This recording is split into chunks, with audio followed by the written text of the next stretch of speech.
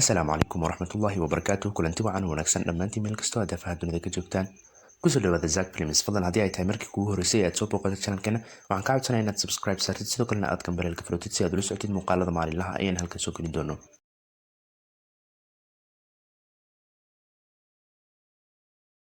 Intaa kadib, muuqaalkeena maanta waa mid aad u xamaasad badan. Filimkeena maantana waxaa lagu magacaabaa Savage Doe.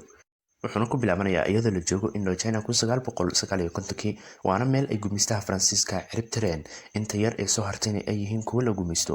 Muuqaalka ayaana intaa kadib isku rogayo iyadoo roob u da'ayo. Nin ayaa kasoo baxaya carrada, waana aktarka filimkeena maanta laguna magacaabo Martin Tillman. wuxuuna intaa kadib bilaabayaa inuu soo faago meyd agtiisa ku asnaay, waana saaxiibkiisa iyo weliba dimaashadiisa isaga dartiisa u dhinteen. Muuqaalka ayaana intaa kadib ku wareegaya 6 bilood ka hor Martin Tillman oo ku jiro xabsiga.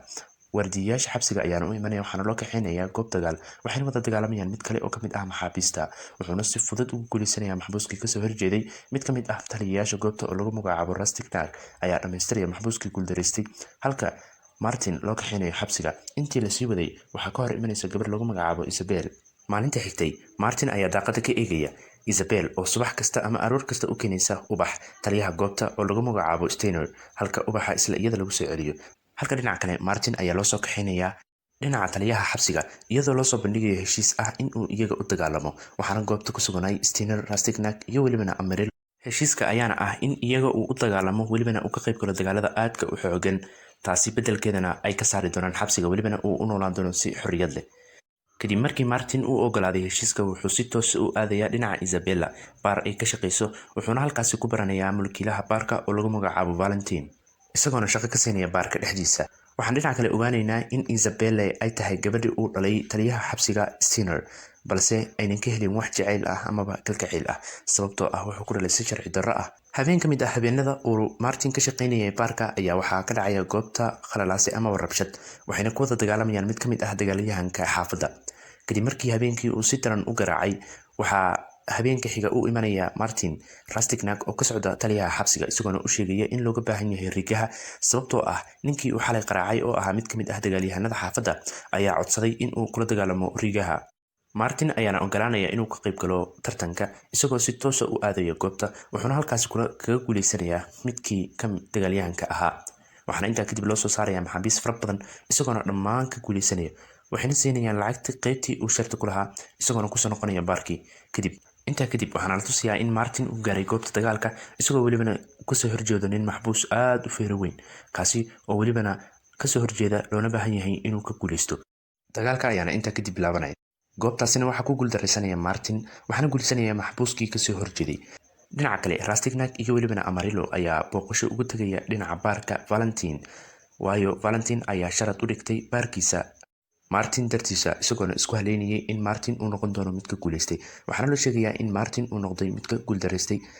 Rastignac ayaana bilaabaya in uu toogto labadooda, halka Martin uu soo gaarayo goobta isagoona arkaya buuqa ka jira goobta. Rastignac ayaana isla markiiba xabad ku dhufanaya. kadib markii uu ku bogsaday dhaawaciisa, wuxuu bilaabayaa in uu qaato tababar aad u daran si uu ugu diyaargaroobo dagaalka xiga iyo welibana argudsigiisa. wuxuuna ku tababaranayaa meelo kala duwan, isagoona u diyaargaroobaya dagaal. kadib markii uu si wanaagsan u diyaargaroobay, wuxuu toos usoo aadaya dhinaca baarka, halkaasi oo mulkiilaha baarka laga dhigay Amarillo. wuxuuna mid mid u ogaarsanayaa dhammaan intii ku sugnayd baarka, halka Amarillo uu si dirqi ah ugu soo baxsanayo Martin, isagoona welibana soo aadaya Steiner iyo welibana Rastignac, una sheegaya in Martin uu nool yahay. haddii aan kaa dhex galo filimka, waxaan u malaynayaa inaadan weli like saarin muuqaalka. waxaan kaa codsanayaa inaad like saarto si uu saaxiibo badan oo adiga oo kale ah u gaaro. aad iyo aad ayaad umahadsantahay. Amarillo ayayna u diriyaan dhinaca iyo welibana stageka si uu ugu soo ururiyo dhammaan lacagihii ay ka heleen sharadka. waxayna raacinayaan ciidamo aad u fara badan, halka Amarillo uu aad uga baqayo in uu geeriyoodo. wuxuuna kadib go'aansanayaa inuu soo qaado lacagta. kadib isagoo ururinaya lacagta, waxaa goobta ugu sii hormaray Martin, isagoona mid mid u ugaarsanaya dhammaan ciidamadii waardiyeynaysay. wuxuuna soo gaarayaa Amarillo oo raba in uu la baxsado lacagta. Martin ayaana bilaabaya in uu si xun u jirdilo, isagoona ugu dambeyntii u dhammaystiraya. wuxuuna intaa kadib bambooyin ku rakibaya goobtii ay lacagta ku jirtay, isagoona baabi'inaya dhammaan lacagtii goobta ku jirtay. ugu dambeyntii waxaa iskeenaya goobta Martin oo welibana hubaysan, wuxuuna mid mid u dilaya waardiyaha, isagoona si fudud ugu soo galaya Steiner. wuxuuna bartaasi ku dhammaystirayaa Steiner.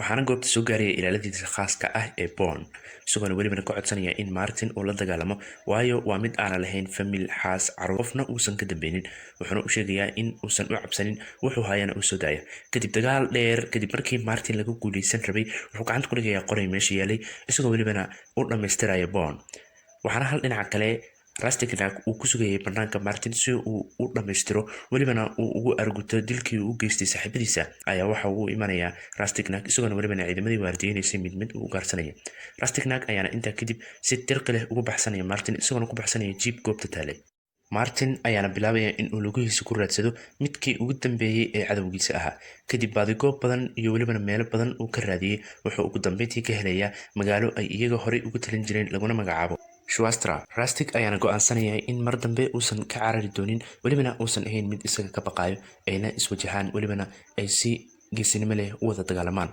kadib markii ay wada dagaalameen Rastig ayaa bilaabaya in uu meelo badan ka dhaawaco Martin kadib Martin ayay u suurtagelaysaa inuu dhamaystiro Rastig isagoona ku guuleystay hadafkiisii ahaa inuu arguto intaa kadib waxaa Martin uu imanaya sirdoonkii Britishka ahaa ee lagu magacaabi jiray Harrison isagoo u sheegaya in howshiisii uu soo dhamaystay haddii uu dhamaystayna uu isaga soo raaco Martin ayaana bilaabaya in uu halkaasi ku raaco Harrison filimkeeni maanta ayaana intaasi ku dhamaaday waxaan kaaga mahadcelinayaa inaad soo gaartay dhammaadka muuqaalka waxaan sidoo kale mar kale kaa codsanayaa inaad subscribe saartid sidoo kalena aad gambaleelka furtid si aad ula socotid muuqaalada joogtada ah ee aan halkan soo gelin doono aad iyo aad ayaad u mahadsantahay